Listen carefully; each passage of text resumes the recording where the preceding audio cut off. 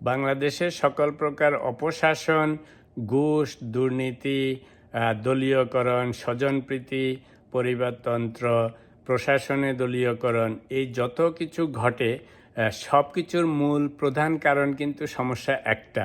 আবার এই সবগুলি দূরীকরণের জন্য সমাধানও একটা। তো সেটা কি? যেহেতু বাংলাদেশের সরকারগুলি ক্ষমতায় আসলে, বিশেষ করে সরকার প্রধান পারলে সারা জীবনই ক্ষমতায় থাকতে পারে, রাইট?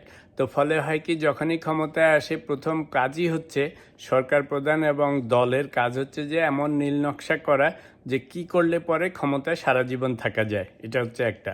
আর 2 নম্বর হচ্ছে যারা বিভিন্ন জায়গায় সরকারি, বেসরকারি, ব্যবসা প্রতিষ্ঠান বা পুলিশ, আর্মি, নেভি সব কাজ করে, এরাও মনে করে যে এই গভর্নমেন্ট যখন এসে গেছে, এখন যখন মামা, চাচা, খালু, দলীয় নেতা এদের সাথে খাতির হয়ে যায়, তো সরকারও যাবে না সারা জীবন, আমিও যত ঘুষ, দুর্নীতি, রাহাজানি যত কিছু করি আমিও ভালো মতো থেকে যাব। কিন্তু যদি আমেরিকার মতো আমরা এই সব সমস্যার সমাধান করা সম্ভব যদি সরকার প্রধানের আমরা 2 টার্ম লিমিট করে দেই, যে আপনি যত ভালোই হন 2 টার্মের বেশি ক্ষমতায় থাকতে পারবেন না সংবিধান মতে। তাহলে কি হবে? প্রথম টার্মে ক্ষমতায় আসার জন্য সুন্দরভাবে ব্যবহার করবে, তারপরে প্রথম টার্মে কাজ করবে বেশি করে, যাতে সেকেন্ড টার্মে ক্ষমতায় আসতে পারে। আর সেকেন্ড টার্মে ক্ষমতায় আসার পর বুঝবে যে থাকার কোনো উপায় নেই, তখন ভালো কাজ করবে যাতে নিজের একটা নাম থাকে। আর এতে সুবিধা কি হবে? আপনার পরিবারতন্ত্র বন্ধ হয়ে যাবে, কারণ আপনি তো আর ক্ষমতায় আসতে পারবেন না।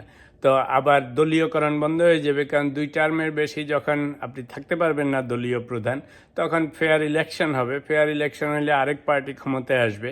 আরও একটা সুবিধা হচ্ছে, যখন আপনি ক্ষমতায় আর আসতে পারবেন না সারা জীবন, কারণ আপনি তো you are not eligible anymore, তাহলে আপনি করবেন কি? আপনি যখন প্রাইম মিনিস্টার বা প্রেসিডেন্ট পদের থেকে সরে যাবেন, আপনি আর রাস্তায় যা আন্দোলন করবেন না, কারণ করার তো কোনো দরকার নেই, আপনি তো আর আরেকবার আসতে পারবেন না।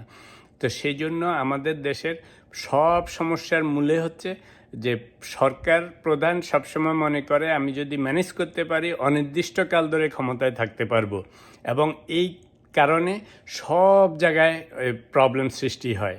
আগেই যেমন বললাম, এটার কারণে দলীয়করণ, স্বজনপ্রীতি, ঘুষ, দুর্নীতি, রাহাজানি, স্টুডেন্ট পলিটিক্স, সব জায়গায় ওইটার ফলাফল প্রবলেম ওই এক জায়গায়।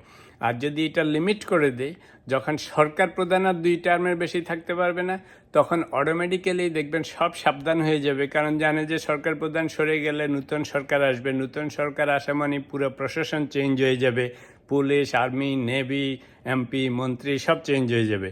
তো তখন তো আর আপনি মামা চাচার জোরে অনেক কিছু করতে পারবেন না, আপনিও যত ঘুষ, দুর্নীতি, রাহাজানি যা যা করতেছেন কুকীর্তি সবই বেরিয়ে যাবে। তাহলে অটোমেটিক্যালি সব মানুষও সোজা হয়ে যাবে। তো তাহলে কি করতে হবে? আমাদের প্রথম এবং প্রধান কাজ হচ্ছে সংবিধান মোতাবেক বাংলাদেশের সরকার প্রধানের 2টা টার্ম 4-4-8 বছর করে লিমিট করে দিতে হবে, যে এরপরে সেই সরকার প্রধান আর জীবনেও সরকার প্রধান হতে পারবে না।